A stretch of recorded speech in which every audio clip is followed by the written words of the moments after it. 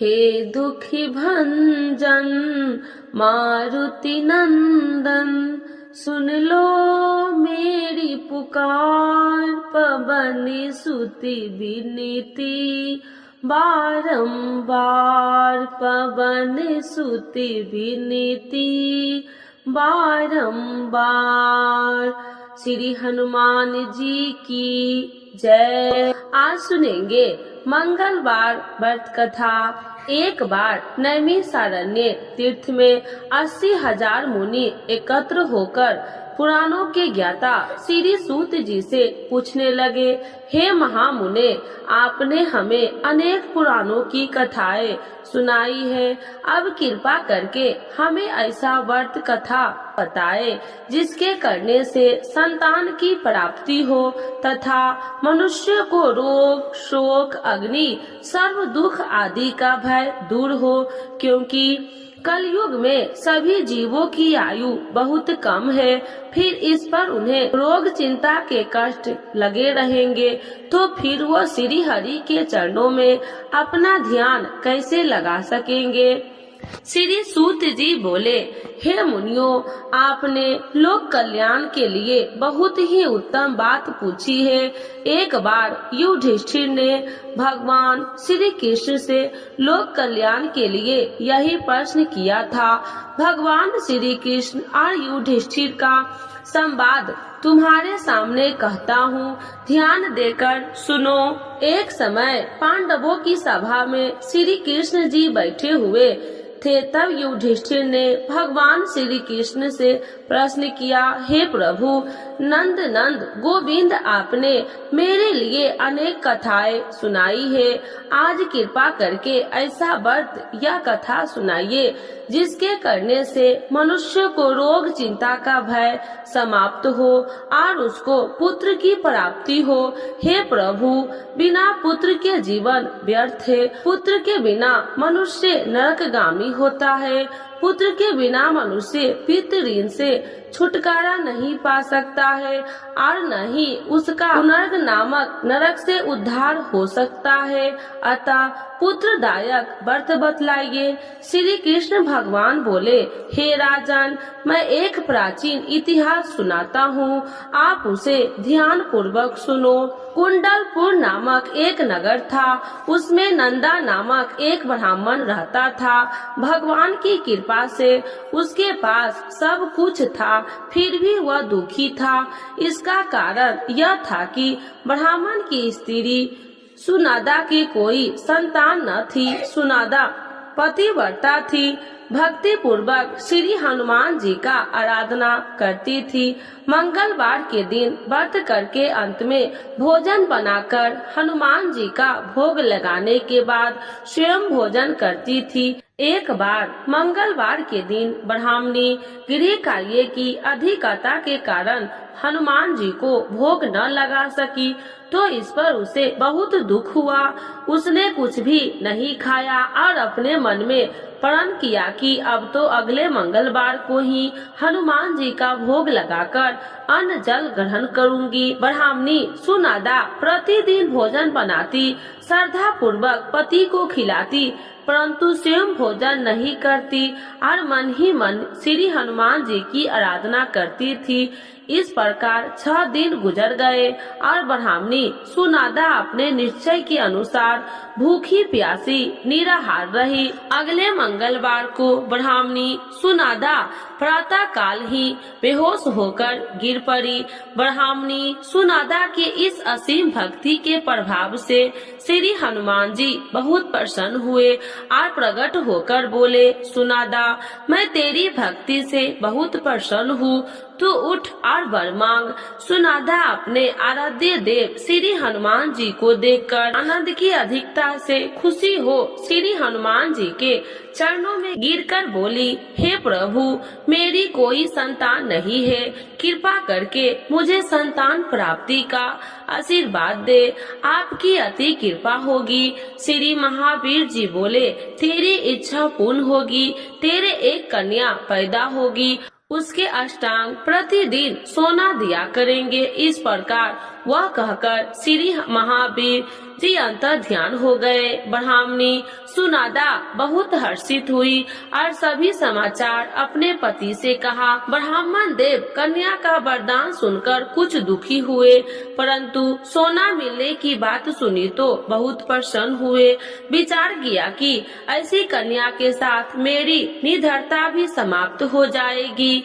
श्री हनुमान जी की कृपा से वह ब्राह्मणी गर्भवती हुई और 10वें महीने में उसे बहुत ही सुंदर पुत्री प्राप्त हुई। वह बच्ची अपने पिता के घर में ठीक उसी तरह से बढ़ने लगी जिस प्रकार शुक्ल पक्ष का चंद्रमा बढ़ रहा है। 10वें दिन ब्राह्मण ने उस बालिका का नामकरण संस्कार करवाया। उसके कुल पुरोहित ने उस बालिका का नाम रत्नावली रखा, क्योंकि वह कन्या सोना प्रदान किया करती थी। इस कन्या ने पूर्व जन्म में बड़े ही विधान से मंगल देव का व्रत किया था। रत्नावली का अष्टांग बहुत सा सोना देता था। उस सोने से नंदा ब्राह्मण बहुत ही धनवान हो गया। अब ब्राह्मणी भी बहुत अभिमान करने लगी थी। समय बीतता रहा, वह रत्नावली 10 वर्ष की हो चुकी थी। एक दिन जब नंदा ब्राह्मण प्रसन्नचित्त था, तब सुनादा ने अपने पति से कहा, मेरी पुत्री रत्नावली विवाह के योग्य हो गई है, अतः आप कोई सुंदर तथा योग्य वर देखकर इसका विवाह कर दे। यह सुन ब्राह्मण बोला, अभी तो रत्नावली बहुत छोटी है। तब ब्राह्मणी बोली, शास्त्रों के ज्ञाता है कि कन्या 8वें वर्ष में गौरी, 9वें वर्ष में रोहिणी, 10वें वर्ष में कन्या, इसके पश्चात रजस्वला हो जाती है। गौरी दान से पाताल लोक की प्राप्ति होती है, रोहिणी के दान से वैकुंठ लोक की प्राप्ति होती है, कन्या के दान से इंद्र लोक की सुखों की प्राप्ति होती है। अगर हो पति देव रजस्वला का दान किया जाता है तो घोर नरक की प्राप्ति होती है। इस पर ब्राह्मण बोला, अभी तो रत्नावली मात्र 10 ही वर्ष की है और मैंने तो 16-16 साल की कन्याओं के विवाह कराए हैं, अभी जल्दी क्या है। तब ब्राह्मणी सुनादा बोली, आपको तो लोभ अधिक हो गया लगता है। शास्त्रों में कहा गया है कि माता पिता और बड़ा भाई रजस्वला कन्या को देखता है तो वह अवश्य ही नरकगामी होते हैं। तब ब्राह्मण बोले, अच्छी बात है, कल मैं अवश्य ही योग्य वर की तलाश में अपना दूत भेजूंगा। दूसरे दिन ब्राह्मण ने अपने दूत को बुलाया और आज्ञा दी कि जैसी सुंदर मेरी कन्या है वैसे ही सुंदर वर उसके लिए तलाश करो। दूत अपने स्वामी की आज्ञा पाकर निकल पड़ा। परमपई नगर में उसके एक सुंदर लड़के को देखा। वह बालक एक ब्राह्मण परिवार का बहुत गुणवान पुत्र था।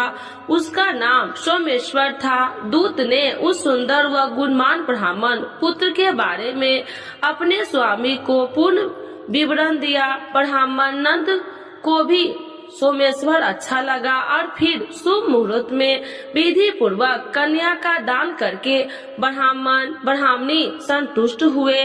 परंतु ब्राह्मण के मन में तो लोभ समाया हुआ था। उसने कन्या दान तो कर दिया था, पर वह बहुत खित्र भी था। उसने विचार किया कि रत्नावली तो अब चली जाएगी और मुझे इससे जो सोना मिला था वह अब मिलेगा नहीं। मेरे पास जो धन था कुछ तो इसके विवाह में खर्च हो गए और जो शेष बचा है वह भी कुछ दिनों के पश्चात समाप्त हो जाएंगे। मैंने तो इसका विवाह करके बहुत बड़ी भूल कर दी है। अब कोई ऐसा उपाय हो तो रत्नावली मेरे घर में ही बनी रहे, अपनी ससुराल न जावे। लोभ रूपी राक्षस ब्राह्मण के मस्तिष्क पर छाता जा रहा था। रात भर अपनी शैया पर बेचैनी से करवटे बदलते बदलते उसने बहुत ही क्रूर निर्णय किया।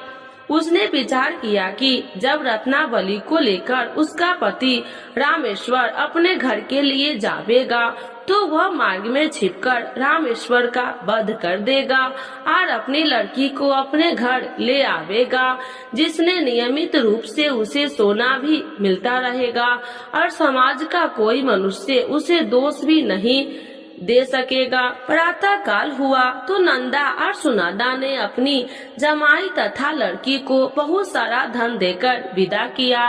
रामेश्वर अपनी पत्नी रत्नावली को लेकर ससुराल से अपने घर की तरफ चल दिया। ब्राह्मण नंदा महालोभ वशीभूत हो अपनी मति खो चुका था। पापे पुण्य उसे विचार न रहा था। अपने भयानक व क्रूर निर्णय को कार्य रूप देने के लिए उसने अपने दूत को मार्ग में अपने जमाई का वध करने के लिए भेज दिया, ताकि रत्नावली से प्राप्त होने वाला सोना उसे हमेशा मिलता रहे और वो कभी निर्धन न हो। ब्राह्मण के दूत ने अपने स्वामी की आज्ञा का पालन करते हुए उसके जमाई रामेश्वर का मार्ग में ही वध कर दिया। समाचार प्राप्त कर ब्राह्मण नंदा मार्ग में पहुंचा और रुदन करती हुई अपनी पुत्री रत्नावली से बोली, हे पुत्री, मार्ग में लुटेरे ने तेरे पति का वध कर दिया है। भगवान की इच्छा के आगे किसी का कोई बस नहीं चलता। अब तो घर चल, वहाँ पर ही रहकर शेष जीवन व्यतीत करना। जो भाग्य में लिखा हो वही होगा।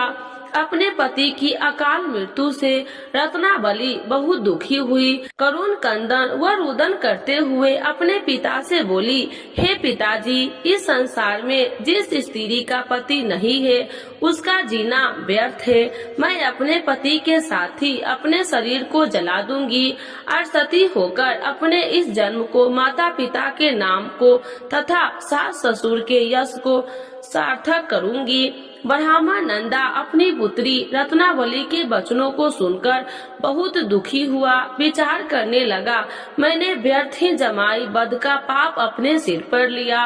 रत्नावली तो उसके पीछे अपने प्राण तक देने को तैयार है। मेरा तो दोनों तरफ से मरण हो गया। धन तो अब मिलेगा नहीं। जमाई वध के पाप के फल स्वरूप यम यातना भी भुगतनी पड़ेगी। यह सोचकर बहुत दुखी खित्र हुआ। रामेश्वर की चिता बनाई गई। रत्नावली सती होने की इच्छा से अपने पति का सिर अपने गोद में रखकर चिता में बैठ गई। जैसे ही रामेश्वर की चिता को अग्नि लगाई गई, वैसे ही प्रसन्न हो मंगल देव वहाँ प्रकट हुए और बोले, हे रत्नावली, मैं तेरी पति भक्ति से बहुत प्रसन्न हूँ। तू वर मांग। रत्नावली ने अपने पति का जीवन दान मांगा।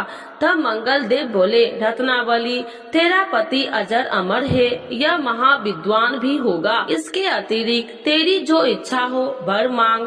तब रत्नावली बोले, हे ग्रहों के स्वामी, यदि आप मुझ पर प्रसन्न है तो मुझे यह वरदान दीजिए कि जो भी मनुष्य मंगलवार के दिन प्रातः काल लाल पुष्प लाल चंदन से पूजा करके आपका स्मरण करे, उसको रोग व्याधि न हो, स्वजनों की कभी वियोग न हो, सर्प अग्नि तथा शत्रुओं का भय न हो। जो स्त्री मंगलवार का व्रत करे वह भी विधवा न हो।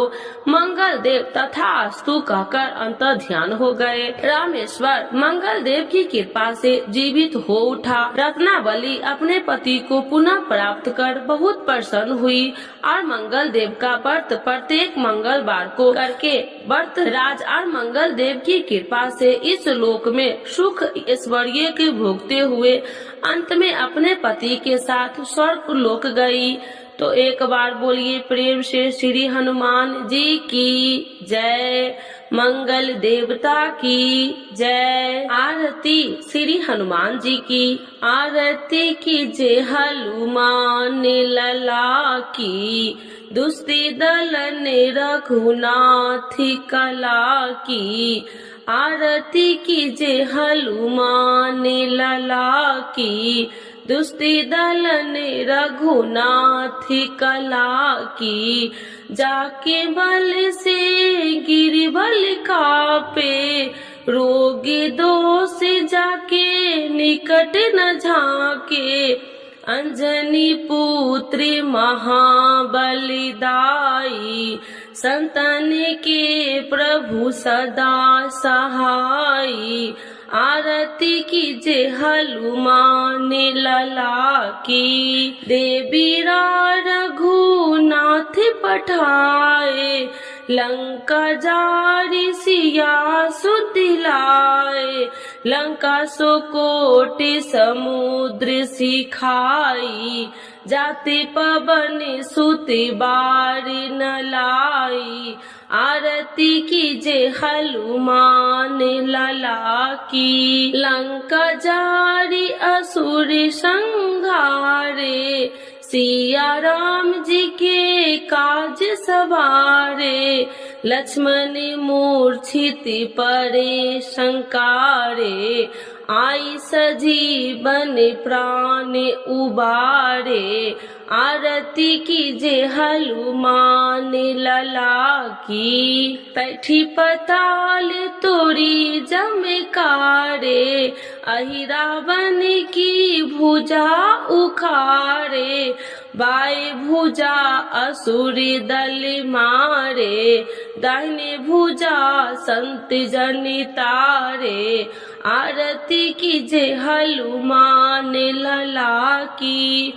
सुन नर मुनि आरती उतारे, जय जय जय हनुमान उचारे, कंचन थाल कपूर लो छाई, आरती करती अंजना माई, आरती कीजे हनुमान लला की। जो हनुमान जी की आरती गावे, बैसी बैकुंठ परम पद पावे, आरती कीजे हनुमान लला की। दुष्ट दलन रघुनाथ कला की। तो एक बार बोलिए प्रेम से श्री हनुमान जी की जय। श्री राम भक्त हनुमान की जय। सर्व देवी देवताओं की जय।